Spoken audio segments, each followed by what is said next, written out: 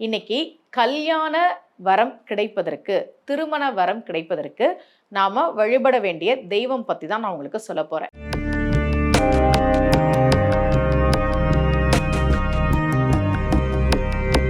ரகசிய உண்மைகள் சேனலை பார்த்து கொண்டிருக்கும் உங்கள் அனைவருக்கும் சுமதி ஸ்ரீயின் அன்பு வணக்கம்.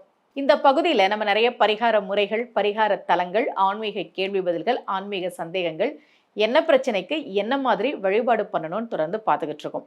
என்கிட்ட ஜாதகம் பார்க்க வரவங்களில் முக்கால்வாசி பேர் திருமணத்துக்காக தான் ஜாதகம் பார்க்க வராங்க. இதை நான் பல முறை சொல்லிட்டேன். ஏன் அப்படின்னா, சரியான வயசில் திருமணம் நடக்கிறது இல்லை, திருமணம் நடந்தாலும் அதில் ஏதாவது பிரச்சனை இருக்குது, அல்லது திருமணம் நிச்சயம் பண்ணணும், அந்த நிச்சயத்துக்கு அப்புறம் கல்யாணம் நடக்கலை, இந்த மாதிரி சில பேர் சொல்லுவாங்க. திருமண வாழ்க்கை சரியான வயசில் அமையணும், அதுதான் முக்கியம் இல்லையா? 45 வயசு 46 வயசு வரைக்கும் இன்னும் மாப்பிள்ளை பார்த்துக்கிட்டே இருக்கும், பொண்ணு பார்த்துக்கிட்டே இருக்கும், அந்த மாதிரி நிறைய பேர் சொல்கிறாங்க. அப்படி சரியான வரன் அமைகிறதுக்கு, நல்ல பொருத்தமான வரன் அமைகிறதுக்கு நிறைய கோவில்கள் நான் உங்களுக்கு இந்த பதிவிலேயே சொல்லியிருக்கிறேன். நம்ம ரகசிய உண்மைகள் சேனலில் திருமண வரம் கொடுக்கும் கோவில்கள் அப்படின்னு பல கோவில்கள் பற்றி நான் உங்களுக்கு சொல்லியிருக்கேன். அதற்கான பதிகங்கள், பாசுரங்கள், அபிராமி அந்தாதி பாடல் எல்லாமே சொல்லியிருக்கேன். அதே மாதிரி ஒரு வழிபாட்டு முறை தான் இப்போ உங்களுக்கு சொல்ல போகிறேன். கல்யாண வரத சாஸ்தாவை வழிபாடு செய்ய வேண்டும்.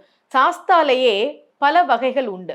மகா சாஸ்தா, ஞான சாஸ்தா, வீர சாஸ்தா, இப்படின்னு நிறைய வடிவங்கள் உண்டு. அதில் கல்யாண வரத சாஸ்தாவாக அருள்பாலிக்கக்கூடிய சாஸ்தாவை வழிபாடு செய்கிற போது, ஏன்னா கல்யாண வரத்தை கொடுக்கக்கூடியவர் அவர்தான், கல்யாண வரத சாஸ்தாவை வழிபாடு செய்கிற போது நிச்சயமாக திருமண தடை நீங்கி நல்ல திருமண வரன் அமையும் என்பது நம்பிக்கை.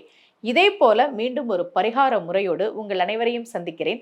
அனைவருக்கும் அன்புடன் சுமதி ஸ்ரீ.